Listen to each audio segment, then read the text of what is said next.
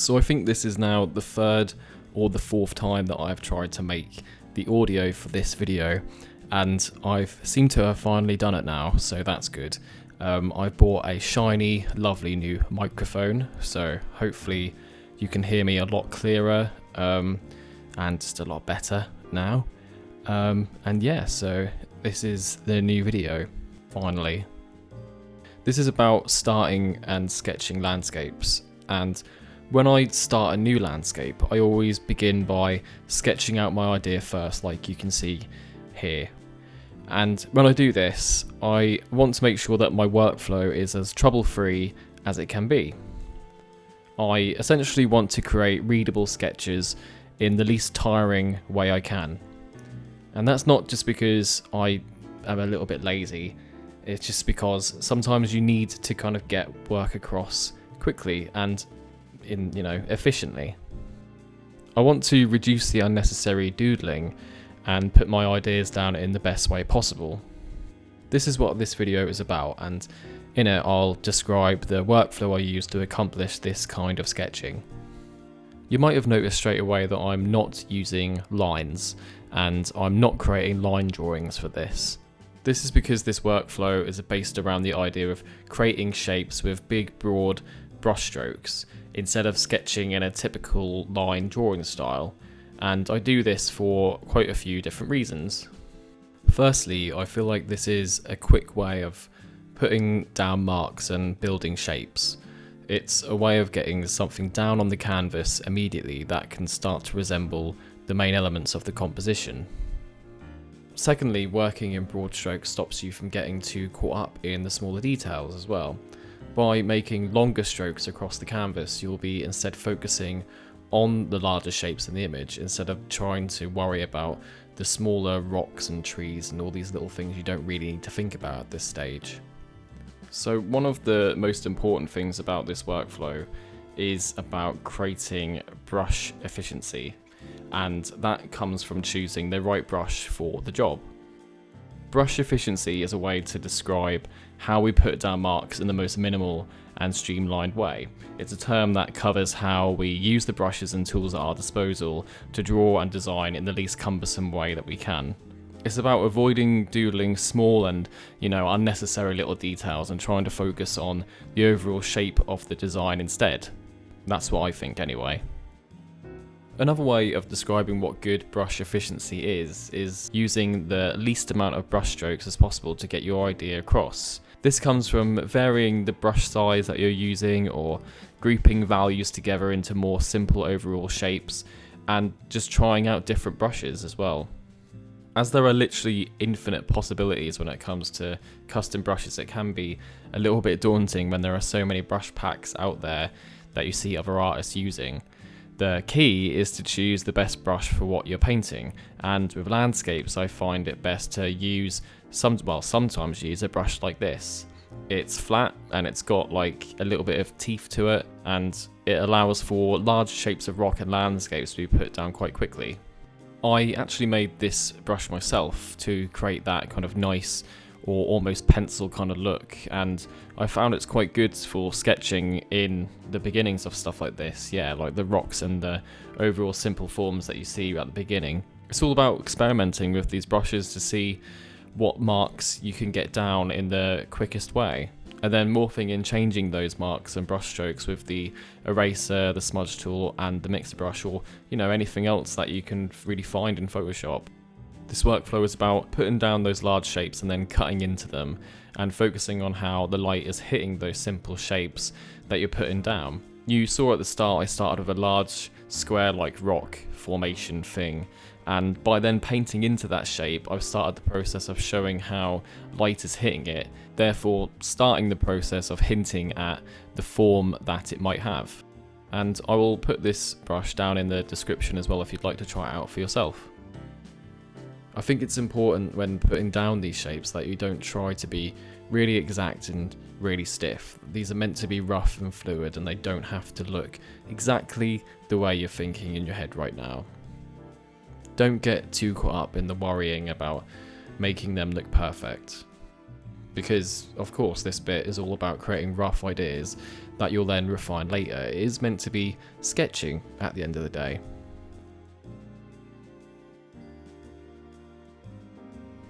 So another thing that makes it easier to create efficient artwork like this is to make sure that you've got a setup that kind of allows you to do so. And really it's about using all the digital tools you've got as much as you can. The keyboard shortcuts, for example, that you set up in Photoshop or whatever program you're using, but I'll just be covering Photoshop here, will be the key to speeding up your process and making it all feel less cumbersome. For the most part, I actually just use the default shortcuts in Photoshop, and I'll go over the ones I use the most here. The brush tool, it's pretty simple enough, it's already on there right now. And of course it is just the brush tool as we know it. Following on from that, to change the size of the brush, I tend to then use these open and close bracket buttons, and they are also, like I said, the default ones for Photoshop. It just does that. Pretty simple. The next is the eraser. I think we all know what the eraser does, but I'll just show you anyway. The next is the lasso tool. Hopefully you're seeing just how easy it is to move between these tools when you've got them set up in this really simplistic shortcut way. And then we have the smudge tool as well.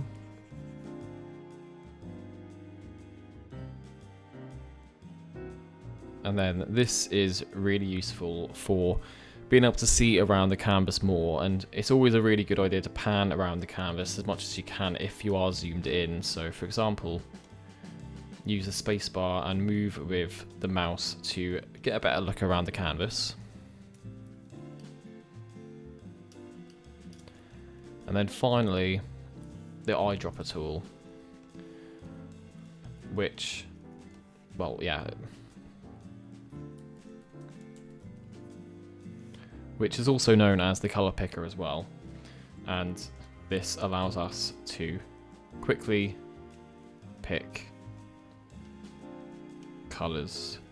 I've set this as this button for me, but obviously if you're using a PC or a different kind of computer, you'll have to set it up in a place that's easiest for you. The next thing I'm doing is making sure to put each part of the landscape on its own layer, like I have here on the right. And what I'm trying to do is breaking down the sketch into things like the background, the midground, and the foreground, for example. This is a really important way of keeping things organized in the painting, while also helping you to visualize the depth that you're trying to achieve as well. I've done exactly that here, and I've placed each element of this sketch on its own layer. At the bottom of the layer palette, down here, I've placed the sky at the bottom, meaning it is underneath all the other layers. Then going up from that, I've sketched in the faraway background mountains, then the main large mountain that will be our focal point, and then the foreground mountain on the left. You don't have to sketch things in that order.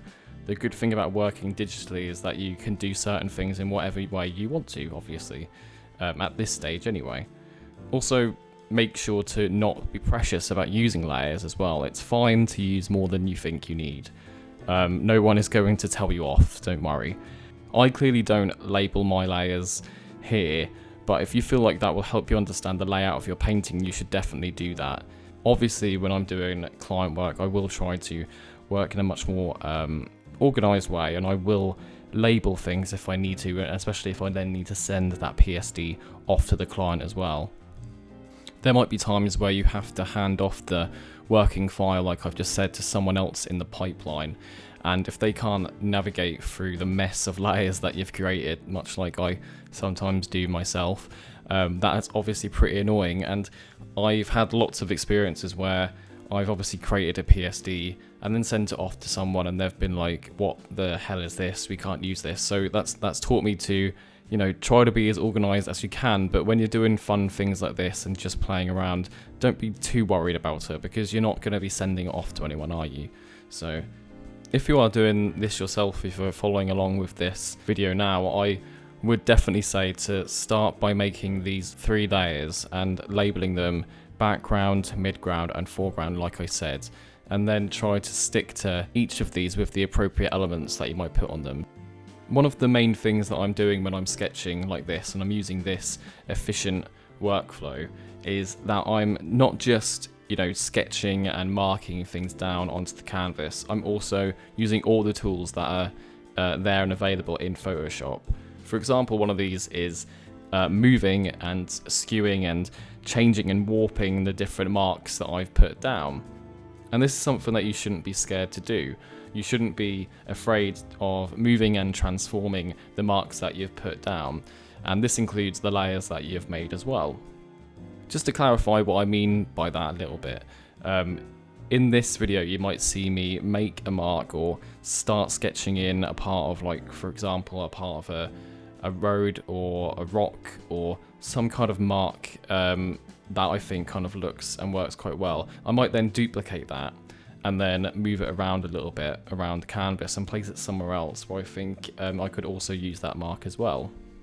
Again, like, the reason that we use digital tools is because they make creating artwork much more streamlined and experimental. And if you feel like one part of your sketch is working, but it needs to be bigger, or it needs to be moved, or it needs to be duplicated, we shouldn't be afraid to do that. You don't have to try and punish yourself by thinking you need to paint in every single little part of a sketch. If you can repeat and move elements around, then you should just do it. Like everyone is using these tools to be as efficient as they can. And yeah, again, that is why we're digital painting at the end of the day, isn't it? We have to put the same level of thought and process into what we're making, but if we can find ways to kind of speed up a little bit, then we should do that. I feel like there's sometimes an idea where you really have to suffer, to make artwork in the right way, and that is in inverted commas, Like, if you're not drawing everything completely like a traditional artist would, you're not actually making like real art, and that is complete rubbish, and you should ignore anyone who makes you feel guilty about using digital tools. So I think before I carry on talking about what I'm kind of technically doing, it's probably good to talk about why this kind of sketching is important, really. So, to make an effective and readable landscape, you need to plan a working composition before moving on to anything else. Jumping straight into the small details before getting a feeling for the entire composition is a bit like painting the leaves of a tree before really knowing what the rest of the tree is going to look like. The objects and shapes in a painting are all relative to each other and can either help or hinder the overall composition of a piece, depending on where they're placed and what they overlap with. Working out the composition by working with big shapes first lets you find setups that will help the small details stand out, while also helping you to create the image in a less time-consuming way. It's all about efficiently getting, and yeah, I keep saying efficiently over and over again, don't I, but getting the idea in your head down on the page or onto the screen in this case. Painting small unnecessary details before anything else will usually be much more of a time wasting exercise, as you don't know exactly what you should be focusing on in the whole painting. In this video I try to stay zoomed out as much as possible, and this is so I don't get too bogged down in the small details and I just focus on putting down big readable shapes. By keeping it more zoomed out and away, you can see the picture coming together as a whole instead of focusing on a small area. Once these shapes are down and placed where I think they look good, I can then start refining them, as I already know the overall placement of them is working. So overall, I always try to make sure I've got a working base composition before moving on to anything else. As I mentioned before, when you're working with clients as well, as a concept artist, you sometimes need to create a lot of ideas in a short time too. And any way that you can create work in a fast and timely fashion is great, and this workflow is literally just one way of doing that. Now I'm going to move on to the second sketch, and I'll use the exact same kind of workflow again, and I'll start to try to go into a little bit more technical detail as well. The idea of this sketch was to work out the shape of the main mountain first. I started by putting it on its own layer and working out the shape of it by using broad strokes and shapes like I did with the last one. Like I mentioned earlier, I'm still trying to minimize the brush strokes I'm using to create simplified shapes, and I'm sticking to a simple idea of the background, midground and foreground using darker values as we get closer to the camera.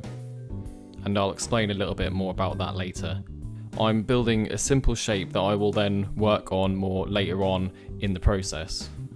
Like the previous sketch, I'm trying to sketch out a mountainous area a little bit like Monument Valley in the US. And following on from that a little bit, I do tend to get asked whether I've already got an idea in my head before I start sketching something. Most of the time I do, but only a very rough idea of the kind of composition and shapes that I want to put down. I don't have a completely planned out and detailed idea in my head. It's mostly just the general layout and subject matter that I want to do. You can obviously spend a lot of time thinking over what you need to put down for an image, or if you're just doing a sketch, you don't have to do that either. But I do find that, at least thinking a little bit along the lines about what you're going to do is much better than just throwing yourself into something with absolutely no thought at all. But obviously it's also important not to be too hard on yourself if it doesn't look exactly the way that you wanted it to. You can see here that I've started adding in lighter values to give the idea of atmospheric perspective into the sketch. In less confusing terms, this is a way of starting to create depth in the sketch. By adding a lighter value, I'm trying to push back the mountains in the scene while also hinting at fog and clouds and dust and other things in the air that can create a haze in the landscape. I talked more about atmospheric perspective in my earlier tutorial video, and if you want to learn more, you should go and check that out. I'll put the link to that in the description. As things get further away, they lose detail and definition, and if you emulate this in your sketches, you'll be able to quickly create the illusion of depth. This feeds into the idea of using different levels of contrast at different levels of depth in your sketch. To explain what I mean by that a little bit, in a landscape, be it real life or painted, most of the time you'll find that things that are far away from the viewer end up being lighter and have less contrast, like I just mentioned. So conversely, things that are close to the viewer will end up having more contrast and will look more like normal. More contrast in this sense means that there's darker shadows to an object. If that object was further away from us, these shadows might become lighter, meaning they would have less contrast. This is because there's more distance between us and the object.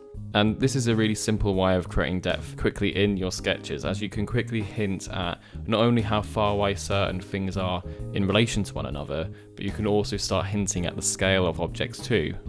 You can see here that I'm using the lasso tool to quickly block out shapes, and this is another way of speeding up your sketching process. You don't always have to draw every little thing in with the brush tool, and using selections is a good way of creating a sharp and graphic look in your sketches, and it's especially useful when you want to make your sketch look more readable too.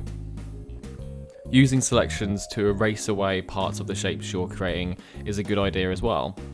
I use this tool all the time, and it's one of the biggest things I use when I'm quickly generating landscapes like this, and I use it quite a lot to kind of keep the look of my sketch clean and bold. Now I'm starting to paint into the main mountain shape to start creating form with lighter values. In other words, I'm starting to build up how the sides of the mountain look, and I'm starting to turn the 2D shape into more of a 3D form by adding more detail into the shape. To do this, I use the color range selection tool, and again, I've talked about this a little bit on my other video, so I won't go over it too much again, but you can find this in the Photoshop top bar menu under select and then color range. But you could also use the magic wand or the quick selection tool to get a similar result, but I prefer to use the color range tool. I'm now starting to show how light is hitting the form of the mountain and to show counter change, which I will get into a little bit more later. Once I've made these selections, I then start using broad strokes down the side of the mountain to start showing the form of it. You can hopefully see how I'm trying to just affect the inside area of the shape, or in other words, not trying to change the overall shape of it. Changing and tweaking the overall shapes is something I'll do a little bit more later, if I want to, tweak things a little bit or add a bit more detail. But as I said earlier, we already should have the overall shape there already, and we don't want to now change that. The only thing we want to do is add detail into it. And this is essentially the workflow. I say essentially a lot, don't I? This is essentially the workflow I use to efficiently, again, render shapes in the landscapes I'm sketching. And I would recommend trying this process out for yourself. So again, like this process of making a shape, getting the shape down to kind of look how you want it to, and then painting into that shape and creating form from using big, broad brushstrokes. Try using tools like this, like the lasso tool and the color range tool, or clipping masks as well, to render only inside the shapes you've made. Once I've made brushstrokes indicating the form of the mountain, I can then do the exact same thing with these marks and start indicating lighting as well. Much like how I've been making the rest of these shapes, I've selected within these new brush marks I've made, the ones that are on the side of the mountain, and as you can see here, I've started using the brush tool to slowly build up a nice soft gradient onto the side of the mountain, indicating that there's a little patch of light bursting through the clouds and kind of hitting it on this particular area. I might also use the gradient tool later to do a similar thing with this as well. What I'm trying to do here is to play with counter change, and counter change is when lighting on a form changes from dark to light or vice versa, usually created as something moves in front of a light source, like clouds for example, or something like that. There is more to it than that, but for now let's just keep it at that. I like to use this kind of lighting shift in a lot of my paintings because it immediately gives the piece an idea of scale, as only parts of an object are in light while the rest stays in shadow. This creates the impression of there being more to an object than we can actually see, while also hinting at a larger world outside of the painting's boundaries. This is a cool thing to play around with, and I recommend looking up James Gurney's definition of counter change to really get a better idea of what I actually mean by this. And following on from that, like a rule of thumb I try to follow to make interesting lighting setups on my shapes once I've drawn them is to avoid creating lighting setups that are equally in light and shadow. I try to make objects be lit asymmetrically, and that's because asymmetry for the most part looks more pleasing to the eye, and with landscapes it's always a good idea to create a pleasing visual balance. You can do this by avoiding symmetry in your landscapes. For example, I've placed the main mountain for this sketch off center, and that is counterbalanced by smaller mountains next to it. When trying to compose a landscape sketch, it's a good idea to experiment with balance as much as possible. By putting lots of the same shape of the same size everywhere, that's not going to create an image that has things like flow and perspective and scale, and ultimately it won't look pleasing to the eye. Avoiding symmetry in your canvas will help you create more interesting compositions. In the future I probably will, now that I'm talking about it, I will make a video about this, hopefully. So moving on to the third sketch. For this one I'm going to try something a little bit different, and I decided to move the horizon line this time higher. So instead of having a scene where we were looking up at a landscape like the two ones before this, we'll instead be looking down through and into some kind of valley. As I've done before, I'm starting by setting out blocks of grey, and I'm once again using my big wide toothy brush that I talked about earlier.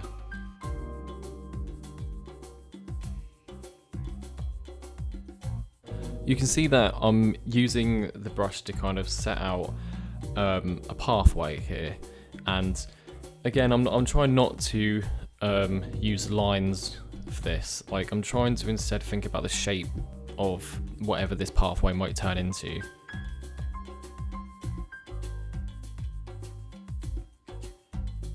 Again, I'm trying to focus on keeping my brush very large right now and using that kind of wide mark that it gives to really put down some large areas of paint all at once.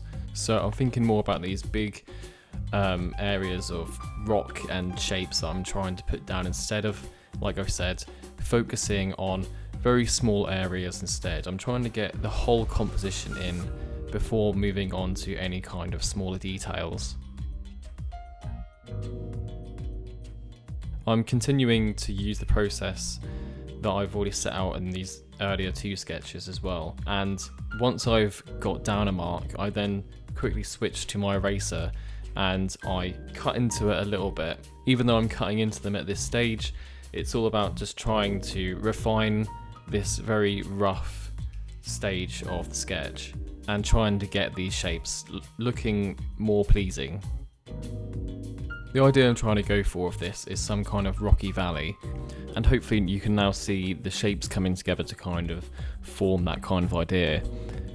One of the main things I'm trying with this is to really try to lead the eye by using this pathway that I've put down that first moves like off in a diagonal to the right and then comes back to the left. And this is like a very kind of basic way of trying to lead the eye to where you want the viewer to look. I'm going to put the focal point for this where the eye kind of ends up being, which is around here. In painting, one of the most common ways to make an image work is by making sure that the viewer is looking at what you want them to actually look at. So to do this, we use things like lines and shapes to force people to follow the flow of objects and eventually end up looking at a specific place on the canvas. I tend to think of it as a bit of a roller coaster, which is a bit of a weird analogy, but go with me with it. Your eyes are moving up and down certain lines in an image, and they tend to follow these lines down to a specific place. We usually want people to find their way to the focal point, as this is where the most interesting part of the image will be. So again, the way that I've used this basic path is a bit like this. I've tried to force the eye to look a bit this way and then to the left, hopefully also creating a nice bit of visual balance too, as I'm also playing with asymmetrical shapes. Additionally, I'm also using other lines to do this too, like here and here. I'm trying to push people to look at this area as it will be the focal point. This still feeds into creating an efficient landscape, as you don't need loads of detail to make sure your viewer is looking where you want them to. Simple shapes can do loads more than you think when you place them in the right area. Keeping things at this level of low detail and simplicity is the way to create a better image further down the process. Using only simple shapes to lead the eye is the kind of balance you want to strive for when you're making lots of quick sketches like this. You can hopefully see again that I'm using the same process as before. I'm making a selection of this rock in the foreground and I'm adding a very slightly lighter value into the shape to kind of start adding more form to it. One of the other things you hopefully start to see in this one as well is how I'm trying to repeat very similar shapes over the course of this sketch. And I do this to kind of give a sense of the place being all in the same area, but also to start building the piece's own shape language up. Of course, these are all very pretty standard simplistic shapes, but these are the building blocks to making environments that have their own kind of world to them. When you're sketching environments, you obviously want the environment to feel real and like you're actually looking at a believable world. So by repeating certain elements, but also not repeating them in such a static and linear way, you can start to make the world feel like it's actually got its own life to it. For example, if you can imagine like a world that had so many different shapes of rocks and trees and like just everything all over the place, it'd be really hard to kind of put your finger down on what that place was. It would seem very alien. And if that's the kind of thing you're going for, that's great. But to make a piece feel grounded, you need to kind of have a level of repetition in it to make it feel real. And as I said just now, that repetition doesn't need to be linear. The point of doing environments is trying to repeat elements to make the place feel real, but also not doing it in such a way that it seems like they are placed there. You want it to look natural. And this is something that just comes with time, and it feeds it directly into how you compose an image. Overlapping shapes and moving them and morphing them and stretching them is a really good way of, one, practicing your compositional skills, but also two, maintaining a shape language to your pieces. And the more you play around with different shapes and layering them and overlapping them in a piece to see what kind of works the best for you, the better you will get at it. Overlapping shapes is one of the most important things in putting together a sketch quickly as well, because it's a really quick way of adding depth to a sketch. If you had a bunch of shapes all lined up next to each other with no overlapping, it would be impossible to tell what the kind of distance is between you and that shape, because you can't judge the depth of something and you can't judge what's behind something and what's in front of something. One of the last things I'll talk about before I let the video just play on, and I hope you've enjoyed this. Like, obviously this has been quite much more of a quick overview of a few of the little things I do here and there. Obviously in the future I'm going to try to make some more specific videos that focus more on all these topics, and if you've got any questions, just pop them in the comments below. But one of the things I probably should have talked about a little bit earlier was the idea of value grouping as well. And the way that I've tried to cover these sketches is that I've obviously simplified down a lot of the form of these rocks and these shapes. What I've really tried to do is to really simplify these shapes, and as I try to make them into more of a 3D block, I'm not necessarily that worried about all the tiny little details on the sides of them. I really am just taking them down to like their basic 3D geometry. And this moves into kind of the idea of value grouping. So instead of me painting all the tiny little bits of variation of value or of texture and things like that, I'm trying to simplify things down when I paint like this into an overall value or grey that covers all of one side of one form. I've simplified how dark, mid and light things are, instead of really getting into all these different value variations that are obviously there more in real life. And that's kind of the final thing I'll say. The way to really paint efficiently is to not, again, I've said this loads, worry about details and worry about textures and worry about things that you paint and render later on in the process. To paint efficiently, you need to group values together. And what I mean by that is that you need to simplify shapes down to much more of their geometric forms. A rock can be much more blocky at this stage. A building can be much more blocky at this stage. Like, this is about putting the foundations down. And I've now recorded I've now been talking for quite a while, so I'm going to leave it there for this video, but I really hope that you've found some of this useful, and I'd love to see what you guys can do. So follow me on Instagram and link me your own attempts at doing this kind of workflow. I'm always open to looking at people's work when I've got the time, and I just honestly hope that this has been helpful in some way to you. I will stop talking now and I will let it play. There is one final sketch to come as well. And maybe when you watch that, just try to think about what kind of things I've talked about before and try to look at the techniques that I'm using again in the final sketch. And I will see you all again later.